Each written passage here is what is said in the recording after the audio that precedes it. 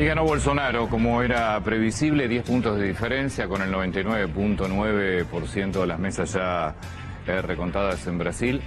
10 puntos de diferencia. Se hablaba de una diferencia un poco mayor, finalmente en los últimos días se terminó acortando. El presidente Mauricio Macri lo felicitó a través de las redes, y el futuro ministro de Hacienda o de Economía, van a unificarse muchos ministerios, porque entre otras cosas lo que van a hacer es de 20 y tantos ministerios dejarlo en 15, y el ministro de Hacienda lo primero que dijo fue que ni la Argentina ni el Mercosur van a ser prioridad con Brasil, que la prioridad la va a tener el comercio con el mundo. Dos temas fundamentales aclaraba el ministro de Economía futuro: nos vamos a enfocar en el déficit fiscal y nos vamos a enfocar en el comercio. Y en el comercio es comerciar con el mundo. No nos vamos a quedar con el Mercosur, que fue un bloque que se hizo fundamentalmente ideológico, ni va a ser prioridad la Argentina. Vamos a comerciar con el mundo.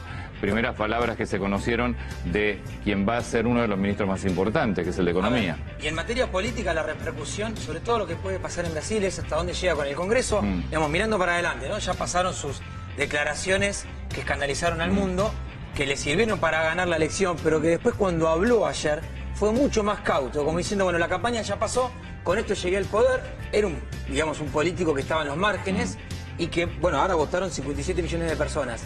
El PT sigue siendo primera minoría en el Congreso, pero viene con un rearmado. Ahora surgieron ya 3, 4 líderes que dicen: yo soy el sucesor de Lula. Veremos hasta dónde llega ese movimiento político con este cambio de era, porque la verdad en América Latina hay un cambio de era total. Me parece que es el otro tema. Total. Maduro. Total. Sí. Ojo, el otro tema te quedan es dos Maduro. puntos. Te queda Maduro en Venezuela, te queda Evo Morales en Bolivia, después tenés Piñera en Chile. Pero Evo Morales Macri, no es Maduro. Evo Morales es otra historia. Es mucho más. Yo digo como sector ideológico. Sí, pero me parece que ahora lo que tenés es... Ayer estaban marcando ya un eje que se va a armar acá, que va a ser Estados Unidos, Venezuela, y lo marcaban incluso analistas de Venezuela. Estados Unidos, Brasil. Sí, sí. Prepárate, porque me parece que la situación con Venezuela, no te olvides que hay mucho venezolano que se ha corrido a Brasil, se ha escapado a Brasil lo tenés al lado.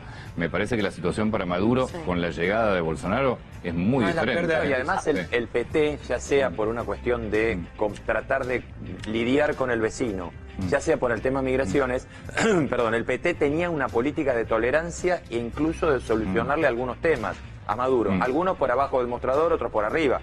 Está claro que la relación de Maduro en el poder, esto es una muy mala noticia. Para Maduro es una noticia pésima. Pésima. No, una similitud con la Argentina. Yo veía el tema cuando empezamos a hablar de las elecciones en Brasil, sobre la falta de líderes políticos que había.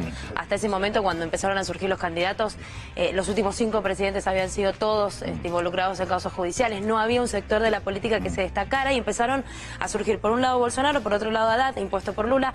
Similar a lo que pasa en Argentina, digo, de cara a lo que viene para el año que viene, y una campaña que se centró en la corrupción. Sí. Para mirar a la Argentina, digo Brasil por la Argentina, Brasil es el principal socio de la Argentina, es decir, el mercado argentino tiene como principal comprador de las exportaciones a Brasil. Por eso es fundamental, es fundamental cómo funciona. Una de las cosas que dijo Paulo Guedes es: tenemos 15 millones de desocupados, tenemos que cambiar el panorama, y esto significa entrar en una agenda que no la tenía Brasil desde hace 15, 20 años, y es recorte de gasto público, privatizaciones, una reforma previsional. Es decir, es una agenda que la toca a la Argentina, porque básicamente lo que baje el consumo de Brasil, como decís vos, impacta en prácticamente el 70% de las empresas de Argentina.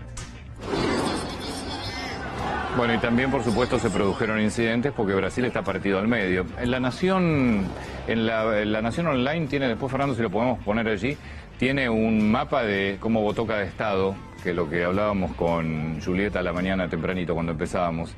Es increíble. Polarización. Claro, no, pero el corte, cómo está partido Brasil, porque está partido norte, sur, oeste, oeste. Fíjate, mirá lo que es.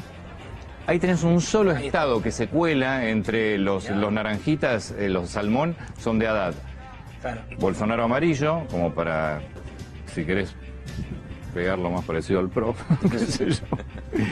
Pero vos fíjate lo que está completamente partido. No es que tenés así alguna mezcla. Por eso, viste, cuando dicen la Argentina está polarizada, el mundo se polarizó. Digamos, es la era de la polarización. Por eso es que el camino del medio a veces es muy difícil. Sí, Sí. el Estados mundo, Unidos, Brasil, el Brexit, sí, pero España. Pero es distinta la polarización de los países porque hay temas que son de Estado y por más polarizado no se modifican en los países que Sí. son más desarrollados.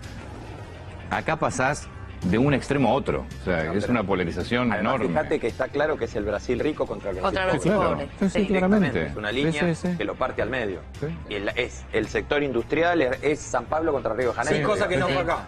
Porque acá en el 2015 el sector más pobre a Macri lo votó muchísimo. Sí, y en el 2011, cuando gana la reelección Cristina, la votó toda la clase media.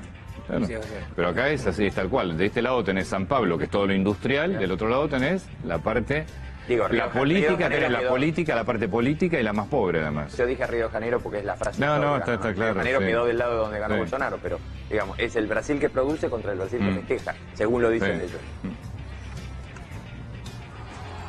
Vamos a ver los diarios de Brasil, o diario O Día, rápidamente repasamos los términos más utilizados: mudanza, cambio y también promesa. Fíjate, promesa de un gobierno constitucional y democrático, dice O Día, marcando la victoria de Jair Bolsonaro. Vamos a otro diario, Estado de Minas, que habla y dice él sí. Dice la mayor misión de Bolsonaro, el capitán del reformado ejército y presidente electo de la República, con 55 y pico % de votos, más de 57 millones, dice que tiene una campaña radicalizada y que promete pacificar a un país con un gobierno de unión nacional y defensa de la Constitución, de las libertades y de la democracia. Y último de los diarios, Tribuna, que dice las urnas traducen que un Brasil quiere cambios. El desafío de Bolsonaro será unir al país. Vamos a cambiar los destinos de Brasil. La frase principal del diario Tribuna en referencia a la elección allí en Brasil.